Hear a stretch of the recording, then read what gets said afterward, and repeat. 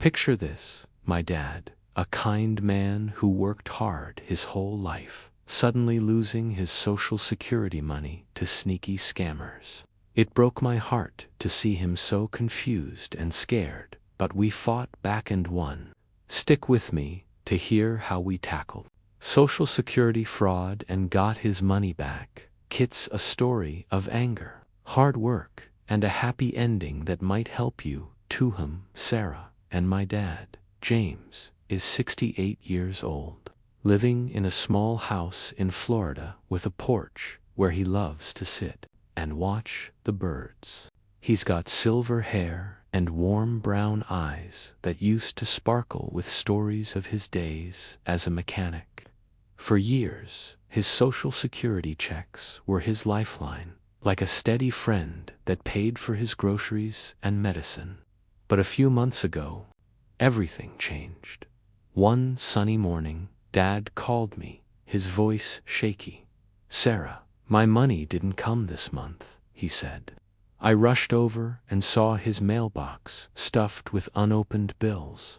He'd been getting his Social Security checks deposited into his bank account every month. How could this happen to a man who'd always been so careful?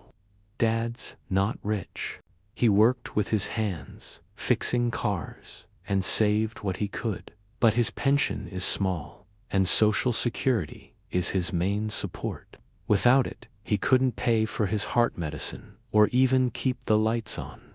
I saw the worry lines deepen on his face as he sat at his kitchen table, staring at an empty bank statement. "I don't understand," he mumbled, and I felt a fire light up inside me. Someone had taken advantage of him, and I wasn't going to let it stand. Social Security is like a safety net for folks like Dad. It's money the government sends to help retirees live after they stop working. But sometimes, bad people try to steal it, like thieves sneaking into a house at night. I'd heard about Social Security fraud on the news. Dad said he got a call a few weeks ago from someone pretending to be from the government, asking for his bank details to fix a problem. But I knew we had to act fast. The Social Security Administration, SSA, has a website, ssa.gov, that says fraud is a real problem, and they encourage families to report it. I promised Dad we'd figure this out together, even though I felt a knot of fear in my chest. Could we really get his money back? Share your story in the comment side. Love to hear how you handled it. But when we called the SSA, we hit a wall. Would we be able to fight the scammers and get Dad's money back? Or were we too late? Keep watching to find out how we pushed through. The first call to the SSA felt like shouting into a storm. I dialed the number from ssa.gov, and after a long wait with hold music, a kind voice told us to report the fraud online. It was slow work. Dad's hands shake a bit now, and his eyesight isn't what it used to be. Every click felt like a battle against time. The bank was no help either. They said the money had been transferred to another account, and without proof it was fraud, they couldn't do much. Dad's face fell. "I trusted them," he said, pointing to the phone where the scammer had called. I felt a wave of anger. How could someone prey on a man who'd spent his life fixing things for others? His savings were almost gone too, drained by medical bills after a recent surgery. Without Social Security, he was one step from losing his home. The days that followed were heavy. Dad stopped sitting on his porch, choosing instead to sit in his armchair, staring out the window. With a blank look, I'd bring him tea, but he barely sipped it. "I feel so stupid," he'd say, his voice cracking. He wasn't stupid, he was kind, and scammers know how to trick good people. The pressure weighed on me like a wet blanket. My brother, Tom, came to help. He's 45 and lives nearby with 2 kids of his own. Tom got frustrated, slamming a fist down. "This is ridiculous," he yelled. But Dad just nodded, like he'd given up. I felt torn angry at the scammers, worried about Dad, and scared we'd fail. We reported the fraud to the SSA's Office of the Inspector General, OIG. As their website suggests for scams, they sent us a case number, but no one could say when or if the money would return. The bank finally agreed to investigate, but they needed more proof, like the exact date of the scam call. Dad couldn't remember, and his old phone didn't keep records. I called the phone company, but they said it was too late to trace the call.